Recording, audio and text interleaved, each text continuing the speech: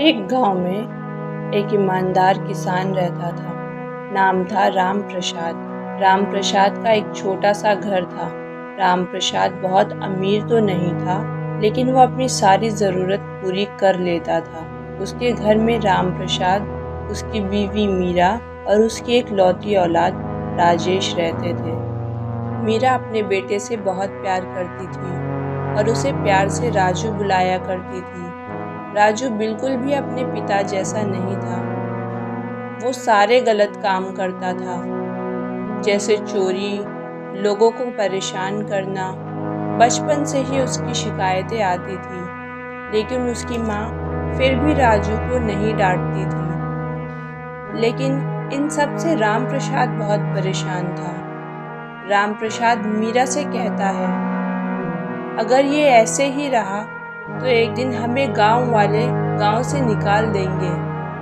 मीरा कहती है, ये सब गांव वाले मेरे बेटे से जलते हैं। ज़रा उनके बेटे को तो देखो, क्या वो शरारतें नहीं करते? सब मेरे बेटे के पीछे पड़े रहते हैं। मीरा हर बार अपने बेटे का साथ देती। अब राजू बड़ा हो गया था, लेकिन अब भी उसकी हरकतें वैसी ही थी। एक दिन वो घूमने जाता है दूसरे गांव। उसकी नज़र एक घर पर पड़ती है, जहां एक बूढ़ा आदमी अंधा था और लाठी लेकर अपने ही घर में चल रहा था। राजू धीरे से उसके घर में जाता है और उस घर के सामान को देखकर मन में सोचता है कि अगर मैं इस घर में चोरी कर लूं तो एक साल मुझे कुछ काम नहीं करना पड़ेगा। उसके दो खास दोस्त थे। राजू उनके पास गया और बोला, मेरे प्यारे दोस्तों, हम कब तक ऐसी छोटी मोटी चोरी करते रहेंगे? चलो कुछ बड़ा करते हैं, जिसे हमें साल भर काम ना करना पड़े। दोस्त बोले, अरे भाई, पहले ही हम लोग गांव में बदनाम हैं। अगर हम ऐसा करेंगे तो गांव वाले हमें गांव से बाहर निकाल देंगे। राजू बोला, अरे मूर्खों, पहले मेरी बात तो सुन लो पूरी। ये चोरी हम पास वाले गांव में करेंगे, जहां हमें कोई नहीं पकड़ पाएगा। राजू के दोस्तों ने कहा, हम तो भी नहीं करेंगे। इस बार अगर पकड़े गए तो सीधा जेल जाएंगे भाई। राजू बोला, ठीक है, तो आज से तेरी मेरी यारी खत्म। राजू के दोस्तों ने ये बात सुनकर उसकी बात मान ली। राजू कहता है, तुम लोग टेंशन मत लो। मैंने पड़ोसी गांव में देखा है कि एक घर जहां बहुत कीमती सामान रखा है, और सबसे बड़ी बात तो ये कि उस घर का मालिक अंधा है। अगर वो रात में उठ भी जाता है तो उसे कुछ पता नहीं चलेगा। लेकिन राजू के दोस्त बोलते हैं कि हम तुम्हारी दोस्ती के नाते तुम्हारी मदद तो करेंगे, लेकिन चोरी नहीं। राजू कहता है, ठीक है, तो चोरी मैं करूँगा और तुम मेरी सामान ले जाने में मदद कर देना। राजू के दोस्त मान जाते हैं। राजू कहता है, तुम सब मेले देखने के बहाने रात को घर से निकल जाना। फिर शाम में दोनों दोस्त अपने घरों से निकल जाते हैं मेला देखने के बहाने। तीनों गांव के बाहर मिलते हैं। फिर राजू उनको पड़ोसी गांव में लेकर जाता है। तीनों एक घर के सामने आकर रुकते हैं। फिर तीनों घर में धीरे धीरे से घुस जाते हैं। बूढ़ा आदमी उनकी आहट सुन लेता है, फिर भी सोने का नाटक करता है। तीनों बिजी हो जाते हैं चोरी करने में।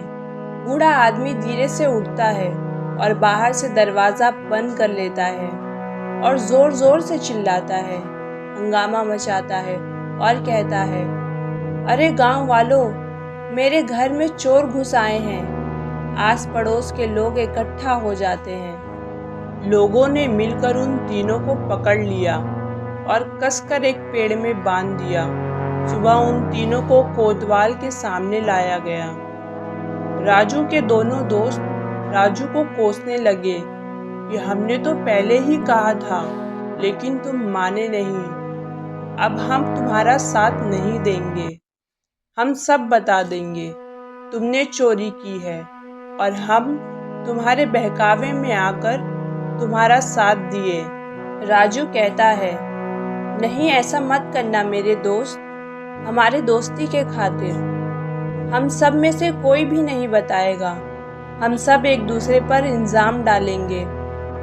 दोस्त मान जाते हैं और ऐसा ही करते हैं। तीनों दोस्तों को कोतवाल के सामने ले जाकर खड़ा कर दिया गया। बूढ़े आदमी ने कहा, मैं आंखों से देख नहीं सकता। मेरा बेटा पढ़ाई करने के लिए शहर गया हुआ है। मैं चाहता हूँ कि आप इन तीनों को कड़ी से कड़ी सज़ा दें चोरी करने के लिए। कोतवाल ने उन तीनों दोस्तों से पूछा, क्या तुम सब कुछ कहना चाहते हो अपनी सफाई में? तीनों ने कहा, मैंने चोरी नहीं की, मैंने तो सिर्फ साथ दिया। एक दूसरे पर इल्ज़ाम लगाने लगे। बूढ़ा आदमी कहता है, मैं तो कहता हूँ इन तीनों को सज़ा दो। लेकिन कोतवाल कहता है कि मैं ऐसा नहीं कर सकता। जिसने चोरी की योजना बनाई उसको अलग सज़ा मिलेगी और जिन्होंने साथ दिया उसे अलग मिलेगी। कोतवाल ने परीक्षा लेने की सोची। कोतवाल पूछता है, क्या तुम सब कुछ खाना चाहोगे? रात से भूखे होंगे। तीनों ने हाँ में जवाब दिया। कोतवाल बावर्ची से कहता है कि खाना ले आओ। बावर्ची पहले दूध लाता है, लेकिन पहला दोस्त पीने से मना कर देता है और कहता है कि इसमें जहर है। बावर्ची दूध पलटता है तो उसमें छिपकली होती है। फिर दूसरे दोस्त के लिए बकरे का गोश्त लाया गया जो उसे पसंद था, लेकिन एक निवाला खाते ही उसने खाने से मना कर दिया और कहा, कुत्ते का गोश्त है। कोतवाल ने बावर्ची से पूछा, लेकिन उसने कहा, मैं खुद दुकान जाकर लाया हूँ। कसाई को बुलाया गया और पूछा गया कि ये किसका गोश्त है। कसाई ने कहा, ये तो बकरे का ही गोश्त है, लेकिन जब बकरा छोटा था उसकी माँ मर गई थी तो उसने कुत्ते का दूध पीना शुरू कर दिया था, शायद इसलिए ऐसा लग रहा हो। बावर्ची राजू के लिए चने लाता है, लेकिन राजू चने खाने से मना कर देता है और कहता है, ये चना किसी बकरी ने खाया है। कोतवाल बावर्ची की तरफ देखता है। बावर्ची कहता है कि हाँ, शायद ये सच है। जो चने बचे थे मैंने उसे बावर्ची खाने में रख दिए थे और शायद लाने में गलती से गलत पोटली आ गई है। कोतवाल समझ गया ये तीनों बहुत होशियार हैं। इनमें से असली चोर का पता करना बहुत मुश्किल है। कोतवाल अपने घर चला गया और तीनों को एक कमरे में बंद कर दिया गया। कोतवाल परेशान था। उसकी परेशानी देखकर उसके बेटे ने पूछा, क्या हुआ पिताजी? कोतवाल ने सारी बात अपने बेटे को बताई। उसके बेटे ने कहा, पिताजी आप मुझे एक मौका दो। कोतवाल कहता है कि मैं ये काम 15 साल से कर रहा हूँ। अगर मैं नहीं समझ पाया तो तुम कैसे समझोगे? बेटा कहता है कि कुछ समस्याओं का हल वहाँ से मिल जाता है जहाँ से कोई उम्मीद नहीं होती। कोतवाल मान जाता है और अपने बेटे को सुबह होते ही अपने साथ लेकर जाता है। कोतवाल का बेटा उन तीनों के पास जाता है और कहता है, देखो भाइयों, मुझसे डरने की ज़रूरत नहीं है। मैं तो यहाँ एक कहानी सुनाने आया हूँ। और कहानी सुनाने लगता है।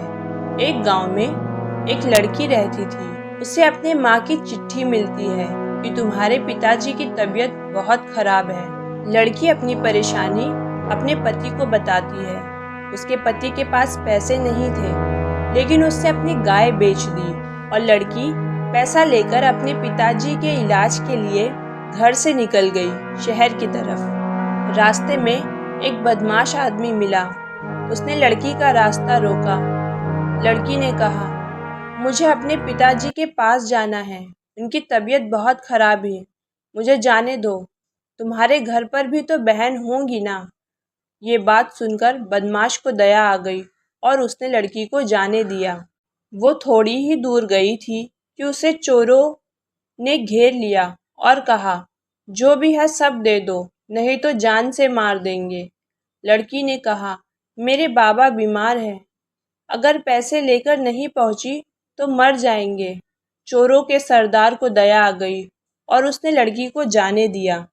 वो लड़की शहर पहुंच जाती है और उसके बाबा ठीक भी हो जाते हैं। कोतवाल के बेटा बोलता है, ये कहानी यहीं ख़त्म होती है। उसने तीनों से सवाल किया, उस लड़की पर सबसे बड़ा उपकार किसने किया? पहले दोस्त ने कहा, उसके पति ने। अगर उसके पति ने गाय बेचकर पैसे नहीं दिए होते तो लड़की अपने बाबा को बचा नहीं पाती। दूसरे दोस्त ने कहा, बदमाश लड़के ने। अगर वो बदमाश लड़का लड़की को जाने नहीं देता तो उसके पिताजी कैसे ठीक हो? राजू से भी कोतवाल के बेटे ने यही सवाल पूछा। राजू ने कहा, अगर चोरों के सरदार को दया ना आती और वो लड़की को नहीं जाने देते तो उसके बाबा कभी भी ठीक नहीं होते। कोतवाल के बेटे ने कहा, राजू ही चोर है। कोतवाल ने पूछा, तुम्हें कैसे पता?